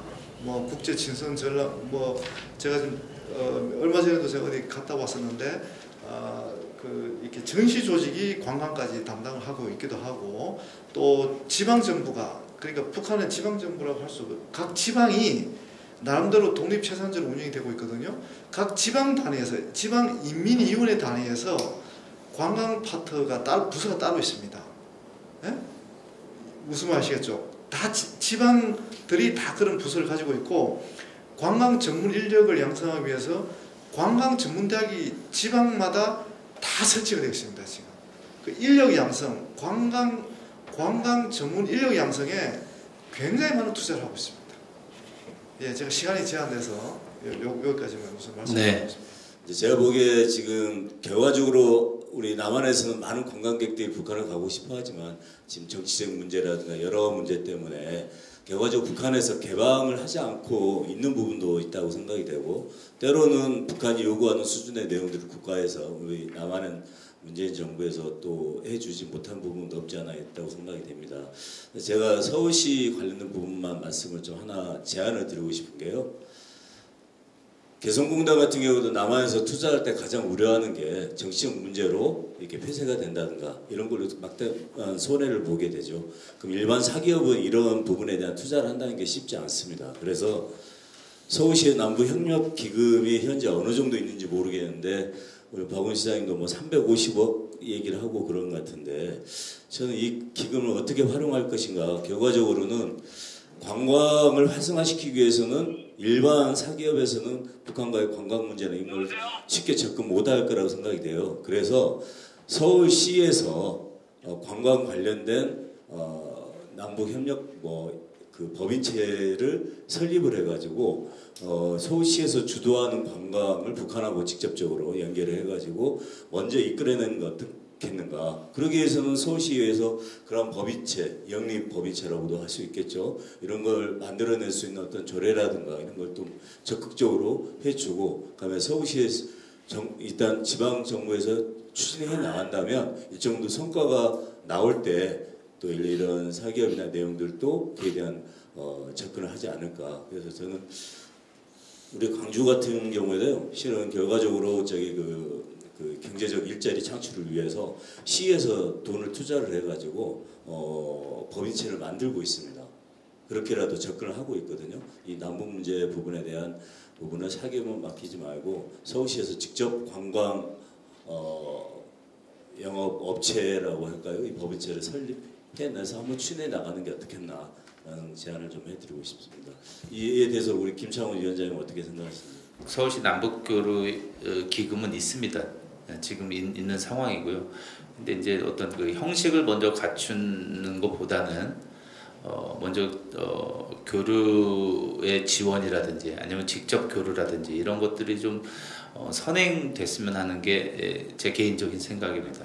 그래서 일이 잘 추진되고 나면 이게 뭐 만들어주면 좋은데, 또 그런 걸 먼저 만든다 그러면 아마 의회에서도 또 야당은 아니어도 무슨 뭐 그런 기관부터 먼저 만드느냐, 뭐 또 그런 것들을 반대하는 또 사회의 어떤 의견도 꽤 있을 것 같거든요. 그래서 실질적으로 아주 실리를 먼저 추구한다면 그런 작은 교류부터 먼저 체육이나 관광이나 문화와 관련된 그런 민간 교류의 지원 내지는 서울시가 직접 교류하는 것들을 먼저 선행이라고 저는 개인적으로 생각합니다.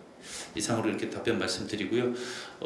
임흥출 교수님이 또 뭐 바쁘신 일정으로 마무리해야 된다고 하니까요. 다른 질문 없으시면 질의응답은 이걸로 마치도록 하겠습니다. 그리고 마지막으로 오늘 발제자이신 심효섭 한반도 문화관광연구원 연구위원회 마무리 말씀 좀 듣고요. 토론전. 네, 오늘 긴 시간 이렇게 시간 내주신 여러분들 감사드리고요. 그리고 서울시에 저도 이런 행사 참석이 처음인데 부족한 발제 잘 들어주셔서 대단히 감사합니다. 남북이 공동으로 입장을 하고 특히 아이스하키 같은 경우는 남북 단일팀이 운영이 되었거든요. 제가 그 남북 단일팀 감독들이나 선수들 만나보면 굉장히 분위기가 좋았습니다. 그리고 응원단들도 한번 물어보면 평창에 온 기분이 어떠냐 이런 소감을 물어보면 자신 있게 같은 민족이라 그런지 음식도 잘 맞고 시설도 좋고 그리고 남조선 인민의 환대가 너무 좋았다 이런 얘기를 한 바가 있습니다. 그래서 그만큼 앞으로도 우리가 아직 확정이 됐지는 않았지만 32년에 공동올림픽 한다면 굉장히 좋은 시너지를 낼 것으로 기대를 하고 있습니다. 다만 지금 현재 약간의 교착 상태에 있는 것 같습니다. 근데 이것을 제가 생각하기에는 내년 도쿄올림픽에서 조금 더 우리 남북이 함께 다시 화합하는 기회장이 될 수 있을 것으로 저는 생각을 하고요. 그리고 도쿄올림픽이 올림픽이라는 곳이 우리 경기를 하는 곳으로 끝나는 것이 아니라 전 세계 국가에서 관광을 홍보하고 자신들의 그 기업들을 홍보하는 장으로 활용을 하고 있습니다. 그래서 이런 곳에서 우리 서울시도 남북 평화관광 관련해서 어떤 홍보라든지 이런 식의 일련의 그 일들을 하면서 완코리아의 모습으로 이렇게 조금 더 한 걸음 나가는데 좀 일조를 해주시면 좋겠고요. 그리고 서울시에서도 앞으로 우리 위원장님께서 특위 설치를 한번 고민해 보신다 하셨는데 기대를 하겠습니다. 그리고 제가 아까 발제문에서 많이 나열한 건 사실입니다. 근데 지금 현재 어떤 상황을 미래를 예측할 수가 없는 거거든요. 그래서 서울시의 차원에서도 선택과 집중이 가장 필요하다라고 생각이 들고요. 그래서 서울시가 좀 더 주도적으로 평화관광을 정착시키고 활성화하는데 그런 역할을 해주셨으면 좋겠습니다. 감사합니다. 오늘 토론회를 준비해 주신 관계자 여러분한테 감사드리고요.